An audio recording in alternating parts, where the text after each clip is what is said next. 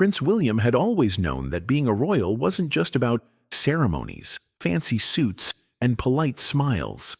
It was also about protecting the dignity of the royal family, a responsibility he took seriously. Ever since he was a teenager, he'd watched the media twist and turn the truth, and sometimes it felt like every joke or rumor stuck to the royal name like glue. But nothing had prepared him for the day Seth MacFarlane, the famous creator of irreverent cartoons and satirical shows, set his sights on the royal family. It started small. A clip from one of Seth's shows went viral. In the scene, an animated version of Prince William stumbled around like a fool, wearing a crooked crown and spouting silly one-liners. The audience laughed, and the internet lit up with memes. William tried to ignore it at first, telling himself that a little humor was harmless. But then he noticed that every new episode seemed to push the line further. Seth's empire of edgy cartoons and biting humor had begun targeting the royal family with increasingly harsh jokes. They mocked William's marriage, his children, even his sense of duty. Privately, William felt a deep sting every time his name was dragged through the mud, but in public, he remained stoic. He'd been taught to smile, wave, and say nothing. But that was before Seth's empire began to grow into something bigger, a pop culture machine that shaped public opinion. William's advisors began to worry. They showed him articles that criticized him harshly, not because of his actions, but because of the way Seth's empire painted him. It wasn't just humor anymore. It was a slow, steady erosion of his image, and William knew he couldn't let that continue. Late one evening, after his youngest son had gone to bed and Kate was reading quietly in the next room, William sat in his study, scrolling through social media.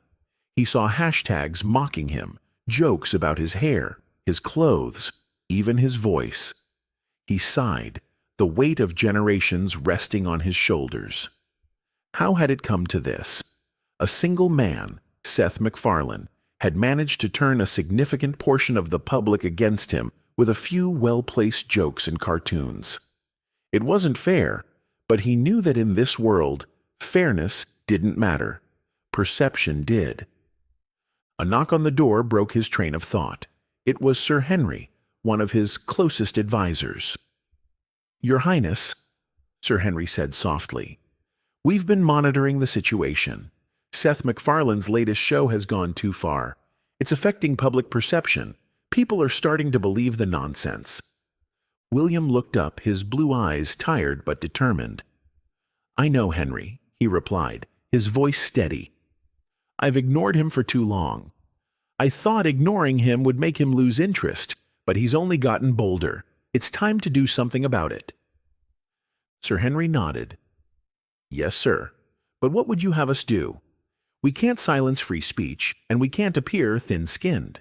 William thought for a moment. "No, we can't. But we can show that the royal family is not to be trifled with.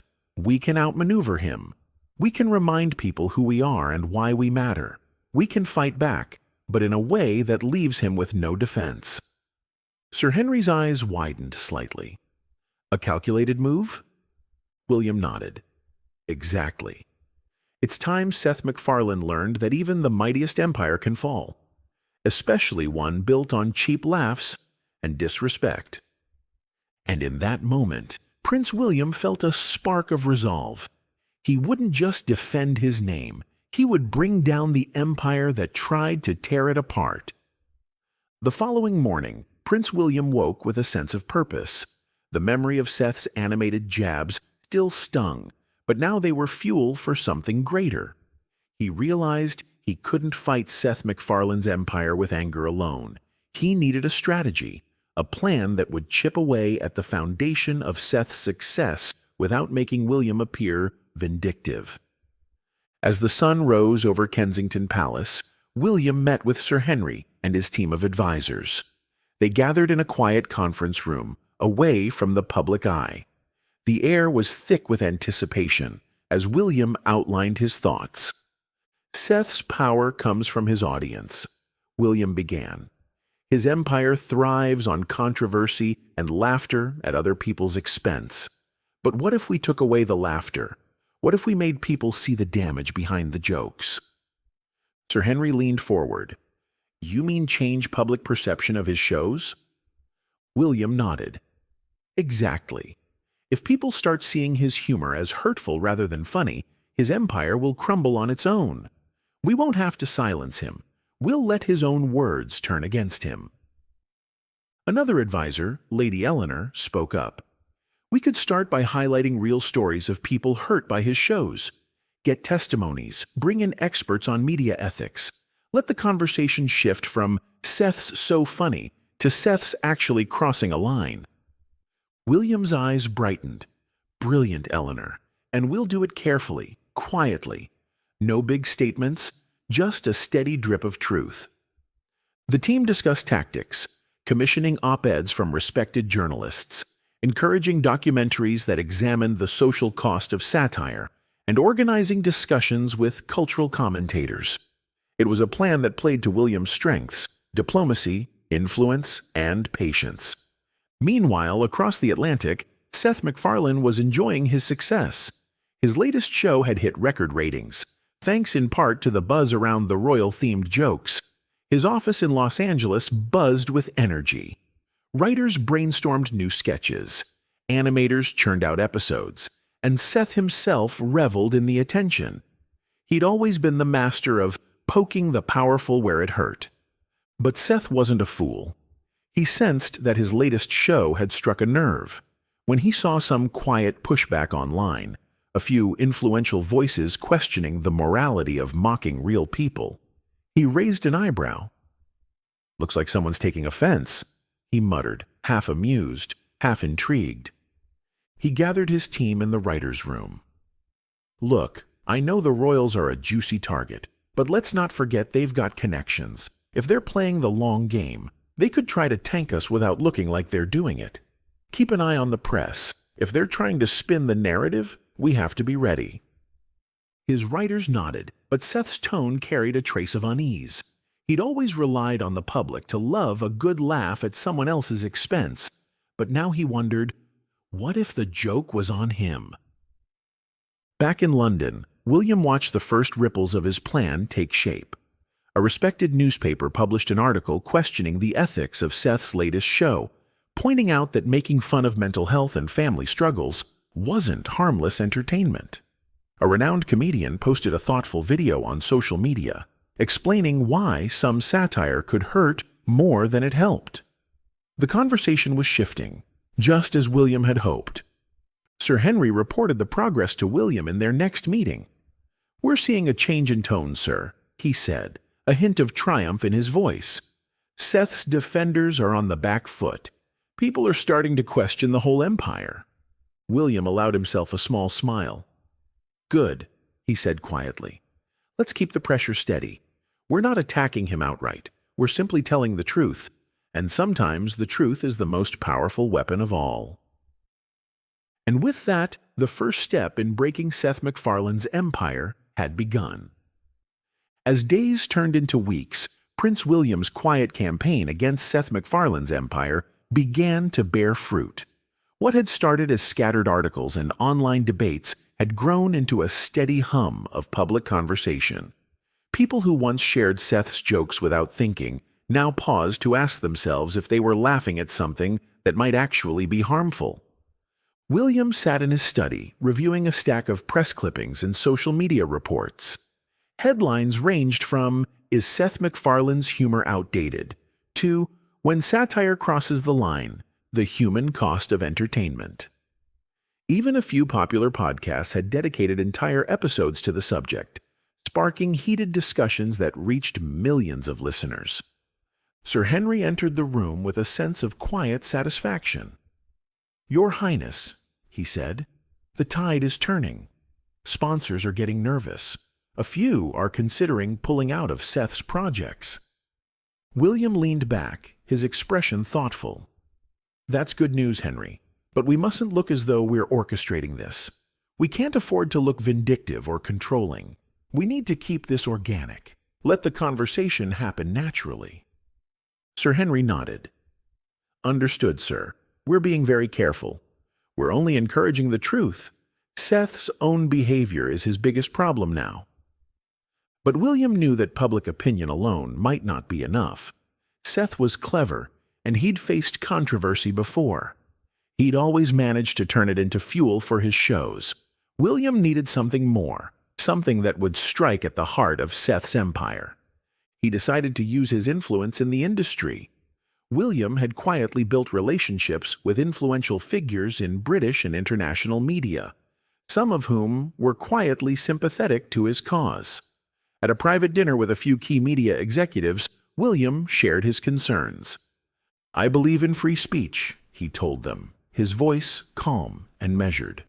"But I also believe in responsibility. We've reached a point where humor is being used as a weapon against people's dignity.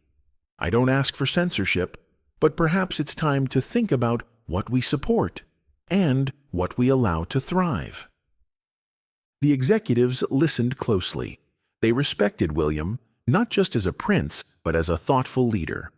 One of them, a powerful figure in streaming media, spoke up. "Your Highness, if you're suggesting that we reconsider the kinds of shows we platform, I think you'll find we're already there. Advertisers are pulling out of Seth's shows. The controversy is hurting our brand, too." William nodded, relieved. "I'm glad to hear that. The royal family can't and won't dictate content, but I think we all have a role to play in shaping the culture we want to see." Meanwhile, Seth MacFarlane began to feel the walls closing in. He noticed some of his longest-standing sponsors growing hesitant. Streaming platforms started asking for content reviews of his shows. One even suggested toning down the royal jokes to avoid backlash. Seth scoffed, but deep down he felt a flicker of worry. Was this the price of pushing the boundaries? One night, alone in his Los Angeles office, Seth scrolled through his own social media feed. Angry tweets accused him of bullying and insensitivity. Some even called him a media tyrant. He'd seen backlash before, but this felt different. The public seemed less eager to laugh and more ready to question. Seth clenched his jaw. "Damn him," he muttered. "The prince is behind this. I know it." He wasn't wrong. Back in London, William received a late-night report from Lady Eleanor. "Sir, Seth's team is rattled. They're accusing us of a smear campaign." William shook his head. "We haven't lied. We haven't attacked. We've simply reminded people of the truth. If Seth can't handle that, then perhaps his empire wasn't as strong as he thought." As the sun set over London, William knew that the battle wasn't over yet. Seth was a fighter, and he'd fight back. But William felt confident. He'd struck the first real blow, and now Seth would have to face the consequences of his own empire. The sharp buzz of Seth MacFarlane's phone vibrating on his desk pulled him from his thoughts. It was late in Los Angeles, and the city's lights flickered outside his office window. The screen lit up with a flurry of messages from his team. Words like "advertisers dropping," "bad press," and "Prince William's behind it." Seth ran a hand through his hair, his mind racing. Ever since the controversy started, he'd felt the narrative shift. It wasn't just random online critics anymore. It felt organized, intentional, like someone was carefully pulling strings behind the scenes. He refused to believe the royal family would get its hands dirty, but Prince William? Maybe he wasn't the harmless figure the world thought. With a sigh, Seth stood and called his head writer, Dave. Dave picked up on the second ring. "Hey, Seth," Dave said, his voice tense. "We've got a problem. That latest episode, the one with the royal sketch, it's getting hammered online. People are calling it mean-spirited and disrespectful. We've never had this kind of backlash." Seth clenched his jaw. "It's all coordinated. You think it's a coincidence that all these outlets are suddenly questioning us? William's pulling favors with the press, and it's working." Dave hesitated. "Yeah, but what do? We can't just apologize. That'll make us look weak, but we can't keep losing sponsors either." Seth's eyes hardened. We fight back, Dave. We hit them harder. They want to play dirty? We'll give them a show they'll never forget. Let's double down on the royal jokes. Let's expose their hypocrisy. If they think they can cancel me, they're wrong." He ended the call before Dave could reply. That night, Seth wrote a scathing monologue for his next show. He poked fun at the monarchy, at the way they lived off taxpayer money, at how they pretended to be modern but still clung to outdated traditions. He even included a biting joke about Prince William himself, painting him as a pampered prince too fragile to take a joke. The next day, his team gathered to review the script. Dave read through the lines, his forehead creased with worry. "Seth, are you sure about this? This is pretty harsh, even for us." Seth's eyes flashed with determination. "I'm sure. If William wants a fight, he'll get one." Meanwhile, in London, the royal team caught wind of Seth's latest script. Sir Henry rushed to William's study, a concerned look on his face. "Sir, Seth's team has doubled down. They're preparing a brutal attack piece, mocking you, your family, and even the institution itself." William's expression didn't change. He'd expected this. "Let him," he said calmly. "Every time he speaks, he shows the world who he is. We just have to make sure people see the difference between him and us." Sir Henry nodded, but the concern remained in his eyes. "But, sir, some of these jokes cut deep. People might laugh." William sighed. "Some will, yes, but many will see the cruelty. We have to trust that people can tell the difference between humor and hate. And if they can't, then maybe we need to show them." Seth's new episode aired that weekend.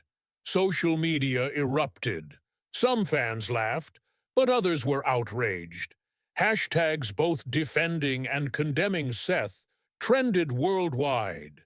Even some of his biggest supporters began to question if he'd gone too far. In the palace, William watched clips of the show on a secure tablet, his expression unreadable. He felt the sting of every cruel joke, but he refused to let Seth's words define him. "He's not as strong as he thinks," William murmured to himself. "He's fighting fire with fire, but sometimes fire burns out."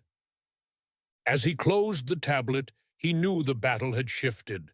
Seth's empire had chosen open aggression, and now the world was watching. It was time for William to make his next move. Prince William knew that Seth MacFarlane's latest attack couldn't go unanswered.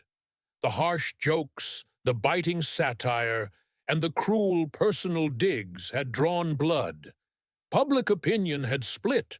Some people laughed, others cringed. But one thing was clear. Seth was fighting to protect his empire, and he wasn't backing down. William realized that going head-to-head with a media mogul like Seth MacFarlane required more than a good reputation and a polite smile. It needed strategy, it needed allies, and it needed patience. One evening, William invited a select group of influential figures to a private gathering at a discreet London townhouse. The group included top media executives, respected cultural commentators, and even a few influential voices from Hollywood who had grown tired of Seth's brash style. As the group settled into the plush chairs of the drawing room, William stood by the fireplace, his expression serious but calm. "Thank you all for coming," he began. "I'm not here to silence free speech. I'm not here to kill satire. But Seth MacFarlane's brand of humor has turned from satire into cruelty, using people's lives and dignity for cheap laughs. He's built an empire on mocking others, And now that same empire is hurting more than just me. It's hurting families, children, and mental health. He paused, letting the words sink in.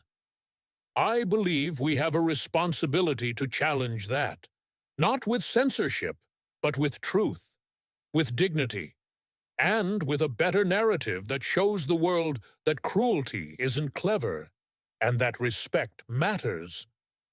A hush fell over the room.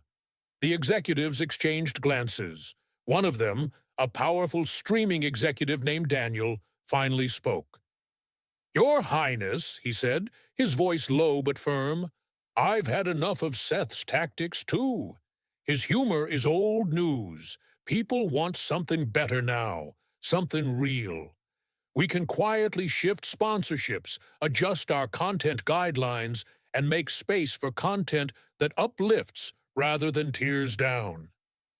Another voice, a respected media consultant named Priya, added, we can reach out to Seth's former collaborators. Some of them are already uncomfortable with the way his shows are going.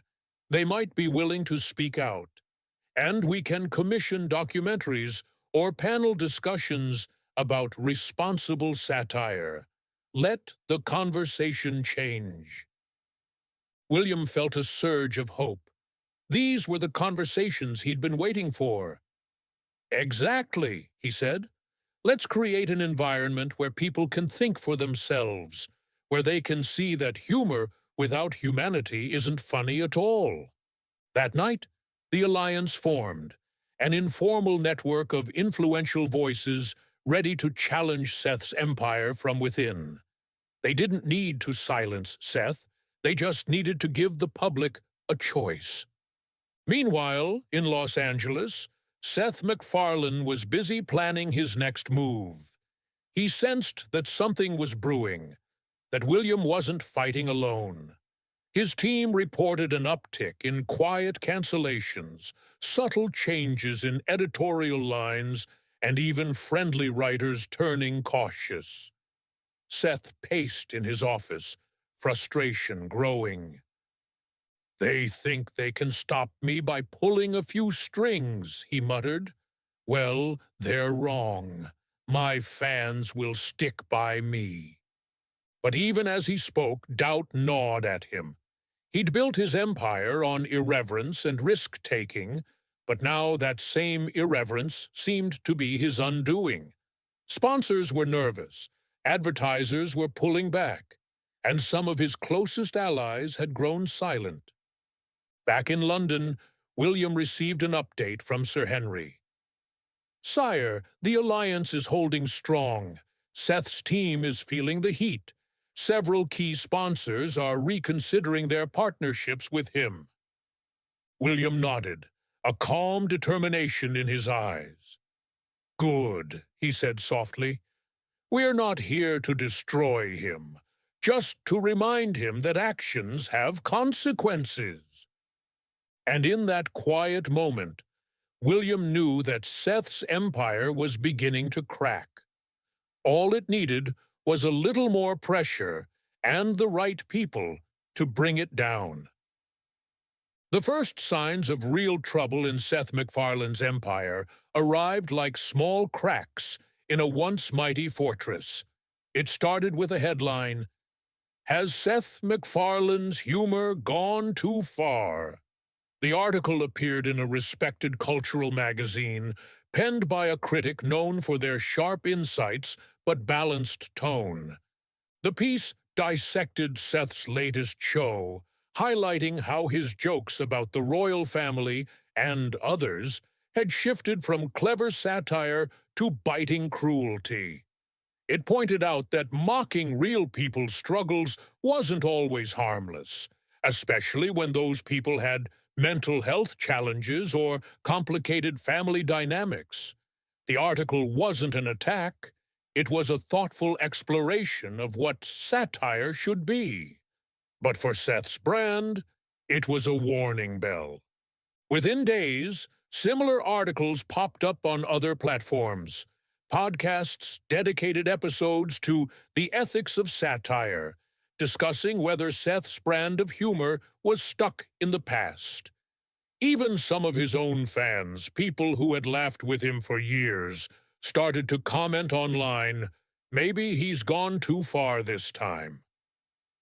Prince William read these articles with quiet satisfaction. His alliance hadn't told people what to think.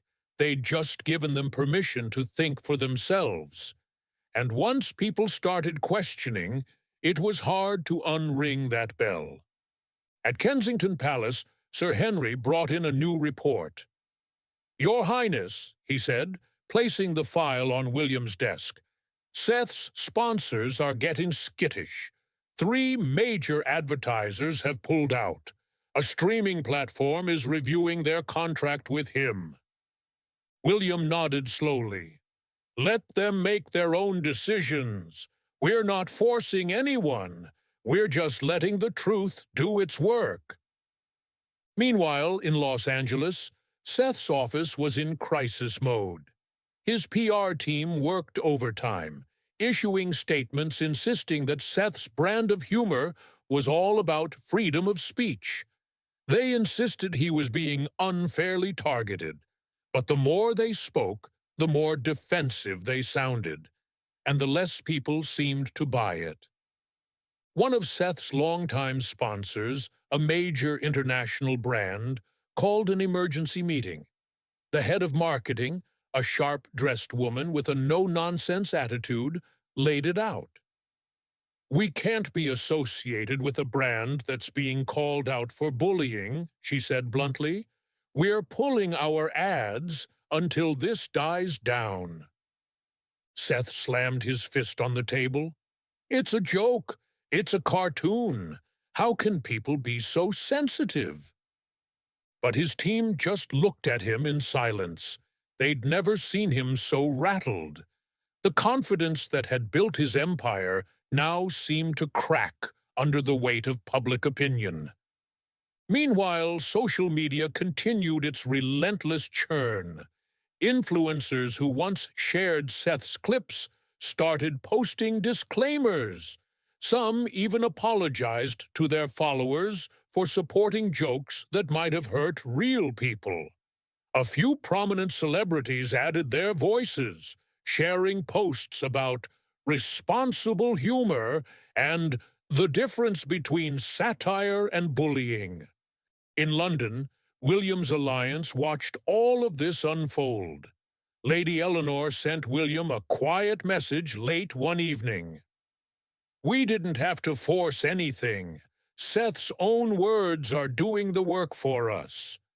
William replied with a simple note, "That's always been the plan." He felt a sense of calm satisfaction. He hadn't needed to wage a public war. Instead, he'd let the truth speak for itself, and the empire Seth had built was slowly eroding from within. But William knew the fight wasn't over. Seth MacFarlane wasn't the type to bow out quietly. He would push back, and William needed to be ready for whatever came next. Seth MacFarlane sat alone in his office, staring at the glow of his computer screen. His team had gone home hours ago, leaving behind half-empty coffee cups and a sense of defeat that clung to the air. Headlines and social media posts swarmed his mind, sponsors withdrawing, fans questioning, even some former supporters turning cold. But Seth wasn't ready to give up. He'd never let a challenge scare him before, and he wasn't about to start now. He leaned forward, his eyes narrowing as a plan formed, a plan to hit back at Prince William with everything he had left. "If they want a fight," Seth muttered to himself, "they'll get one." His fingers flew over the keyboard as he drafted a special episode for his flagship show, a no-holds-barred exposé of the royal family. He'd dig into every scandal, every rumor, every scrap of gossip that had ever dogged them. Some stories were public knowledge, others he'd gathered from old contacts and the darker corners of the media world. It wasn't all confirmed, but in his mind it didn't have to be. After all, in the world of satire, truth was often just a suggestion. By the time the sun peeked over the Los Angeles skyline, Seth had written his most vicious script yet. It was sharp, cutting, and designed to make headlines. He called his team in early, his voice tight with urgency. "This is our big play," he told them. "We're going after the monarchy. All of them, no mercy. We'll show the world they're not the saints they pretend to be." Dave, his head writer, shifted uncomfortably. "Seth, this is intense. Are you sure you want to go this far? It could backfire." Seth shot him a cold stare. "I'm sure. If William wants to play politics, let's see how he handles real controversy. If he wants a war, he'll get one." Meanwhile, in London, William was reviewing reports with Sir Henry and Lady Eleanor. The news of Seth's new episode had already reached them through their media contacts. A hush filled the room as they considered the implications. Lady Eleanor spoke first. "Your Highness, we've confirmed that Seth's next show is an all-out attack. He's using every rumor he can find. Some of it's true, most of it's exaggerated or false, but it will get people talking." William took a deep breath, his face calm. "We knew this was a possibility," he said. "When someone feels threatened, they lash out.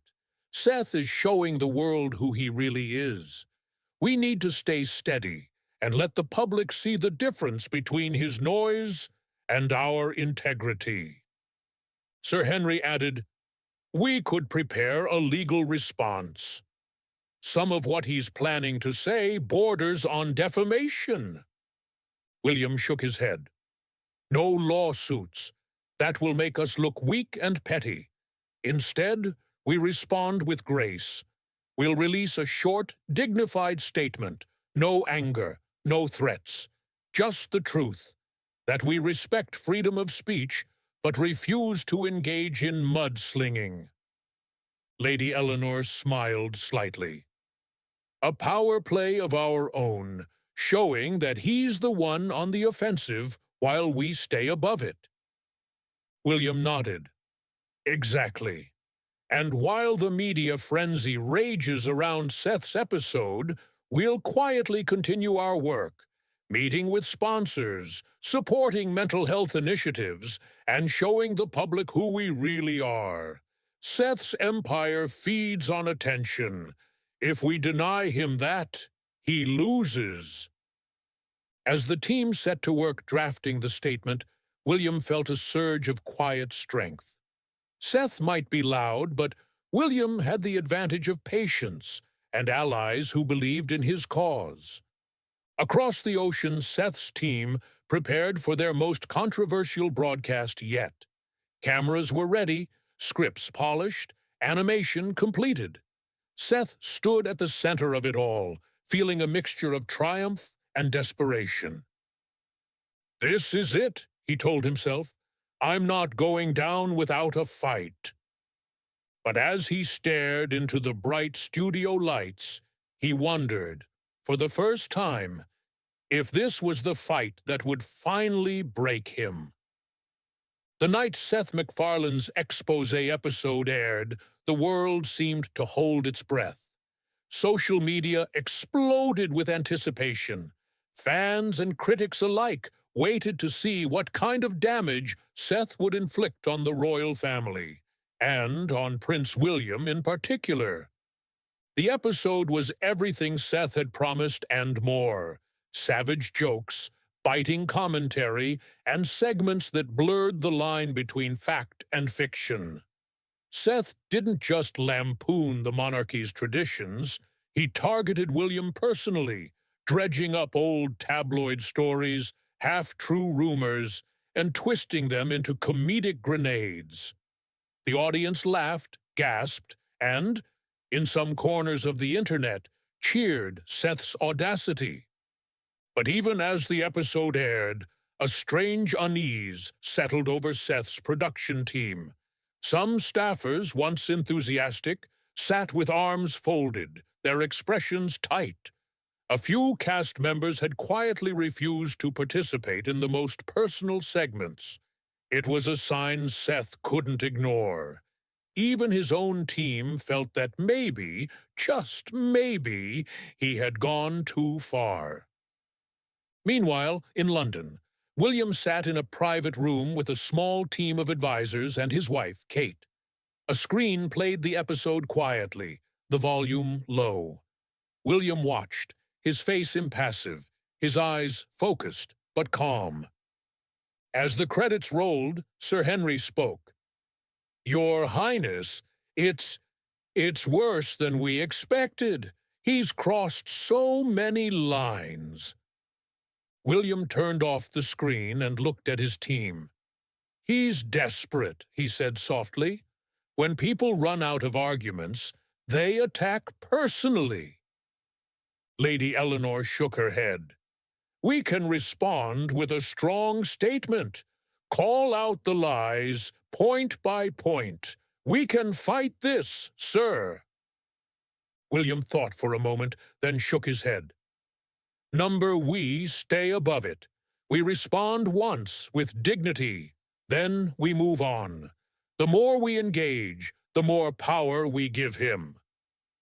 Kate reached out and touched William's hand. "You're right," she said gently. "You're showing everyone the difference between class and chaos." Later that evening, a short statement from the palace was released. It was measured and calm, acknowledging the right to free speech, but expressing disappointment in the personal attacks. The statement reaffirmed the family's commitment to their charitable work, their sense of duty, and, above all, their respect for the public. The press response was immediate and surprising. While some tabloids praised Seth's boldness, many mainstream outlets questioned the fairness of the show. Headlines ranged from "comedy or cruelty" to "Seth's empire crosses the line." In Los Angeles, Seth's phone lit up with notifications. Sponsors who had stayed silent during the early controversy now called uneasy. A streaming partner emailed asking for a serious discussion about the direction of his content. Even some of his most loyal supporters posted carefully worded tweets, distancing themselves from the episode's harshest segments. Seth stared at the screen, his confidence cracking. This wasn't how he'd imagined it. He'd expected to be celebrated for his fearless humor, but instead he saw doubt, even among his own circle. Determined not to lose, Seth called an emergency meeting with his staff. "We stand by what we did," he insisted, his voice edged with defiance. "Freedom of speech means we can say whatever we want. We're not apologizing." But his team looked at him with a mixture of loyalty and worry. One producer finally spoke. "Seth, freedom of speech is one thing, but what about respect? What if we've just given William exactly what he needed to show he's the bigger man?" Seth didn't respond right away. The question hung in the air like smoke. Back in London, William read through the online reactions. He saw supporters praising his composure, even some former critics admiring his grace. He felt a quiet satisfaction, not because Seth had been humiliated, but because the truth had a way of shining through, even in the darkest moments. As he closed his laptop, William knew the final act was coming. Seth's empire had taken its biggest shot, and now it was time to see if it could stand the heat it had created. The days that followed Seth MacFarlane's explosive episode felt like a whirlwind. Social media was in chaos. Hashtags both supporting and condemning Seth trended at the same time. Fans argued with critics, and even some of his loyal followers began to question whether he had gone too far. In Los Angeles, Seth's office, once a hub of creativity and laughter, now felt heavy with tension. Sponsors had started to pull out one by one, citing brand image concerns and unnecessary controversy. Streaming platforms that had once courted Seth's edgy content were now requesting editorial reviews and tone adjustments. His latest projects were suddenly on hold. Seth, always the defiant rebel, tried to hold things together.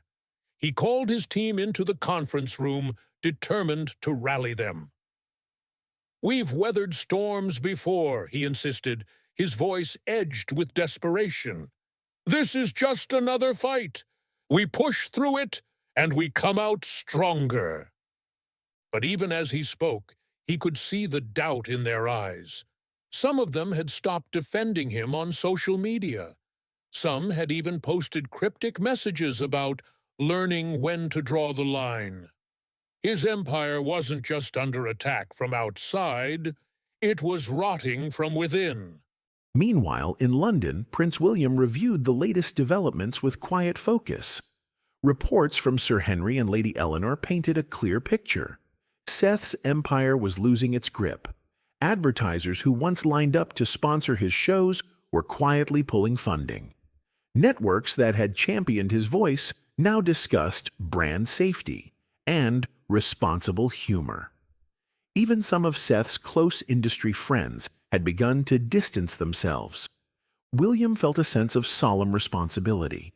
He hadn't wanted to destroy Seth MacFarlane, just to remind the world that decency mattered. Seth had chosen to fight dirty, but William's calm, dignified response had exposed Seth's tactics for what they were: cheap shots that relied on tearing others down. As the media continued to dissect Seth's episode, more people began to see the cracks in his brand. Thoughtful essays appeared online, questioning the role of satire in a world already divided and bruised. Comedians who had once looked up to Seth began to express discomfort with his approach. One well-known comic tweeted, "Comedy is supposed to challenge power, not become the bully." At home, William took a quiet walk in the gardens with Kate. The evening was cool, the air filled with the scent of roses. Kate slipped her hand into his. "You've done it," she said softly. "You've shown the world who you are, and who he is." William looked at her, gratitude in his eyes. "I didn't want to destroy him, Kate," he said. "I just wanted to show that respect still matters, that people deserve better." She smiled. "And you did. Without shouting, without revenge, just by being you." Back in Los Angeles, Seth sat in his office long after his team had left. He scrolled through social media, reading post after post. Some fans still cheered him on, but the tone had shifted. There was hesitation now, an uncertainty that hadn't been there before. His empire, once unstoppable, now felt like a house built on sand. For the first time in his career, Seth felt truly alone. He put his phone down, staring into the darkened room. His mind raced with questions he'd never had to ask before. Had he gone too far? Had he forgotten the line between satire and cruelty? Was this really how he wanted to be remembered? In London, William prepared for the final steps. The battle was nearly over, but he knew Seth still had a voice, even if it was quieter now. The world was watching, and the world had begun to choose. As the weeks passed, the furor surrounding Seth MacFarlane's empire began to settle, leaving behind a changed landscape. Sponsors that had once clamored for a spot in his shows now quietly looked elsewhere.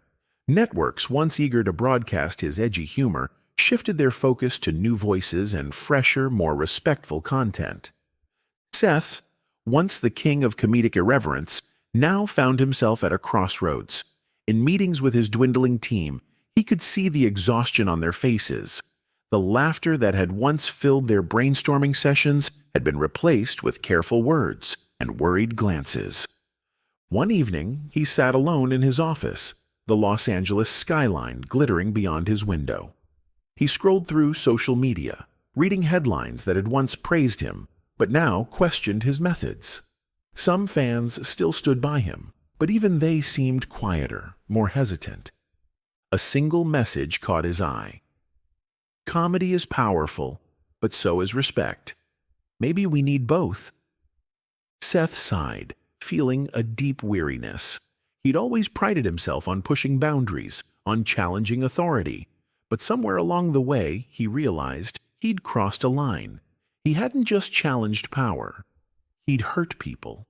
And in that moment, he wondered if the empire he'd built was worth the price he'd paid. Across the ocean in London, Prince William moved forward with his life and his duties. The royal family continued its public engagements, supporting charities, visiting communities, and representing the country. The controversy that had once loomed so large now felt like a distant echo. One morning, William met with Sir Henry and Lady Eleanor in the palace gardens. The sun filtered through the leaves, casting dappled shadows on the path. "Sir," Sir Henry said, handing William a final report, "Seth's empire is no longer what it was. Sponsors have shifted their investments. Networks have moved on. The public has seen the difference between satire and spite." William nodded, his expression calm. "We never wanted to silence him," he said softly, "just to remind people that words have consequences, that respect matters." Lady Eleanor smiled. "And you did, sir, with dignity." William thought back to the beginning of it all, the cartoons, the mocking jokes, the relentless noise. He remembered the temptation to fight back with anger, to strike as hard as Seth had struck him, but he'd chosen a different path, a path of patience, of quiet strength, of letting the truth speak for itself. Later that day, William and Kate stood on a balcony overlooking the palace grounds. The air was warm, the gardens alive with color. Kate took his hand, her eyes filled with pride. "You've changed the conversation," she said. "People see you, all of us, differently now. Not just as symbols, but as real people." William smiled, a sense of peace settling over him. "That was always the point," he said. "To remind people that even in a world full of noise, respect still matters, and that sometimes the quietest voices can be the strongest." Far away in Los Angeles, Seth sat alone in his office, his mind a swirl of memories and regrets. His empire wasn't gone completely, but it was forever changed. The confidence he'd once worn like armor now felt thin. He thought about the prince, the man he'd mocked so freely, and wondered if, in the end, he'd underestimated him. Maybe respect really did matter more than he'd realized. And as the sun set on both sides of the ocean, two men, so different, yet forever connected by their clash, each faced the dawn of a new chapter. One carried the lessons of humility, the other the quiet strength of dignity. And in that balance, the world found a little more understanding, a little more respect, and, perhaps, a little more hope.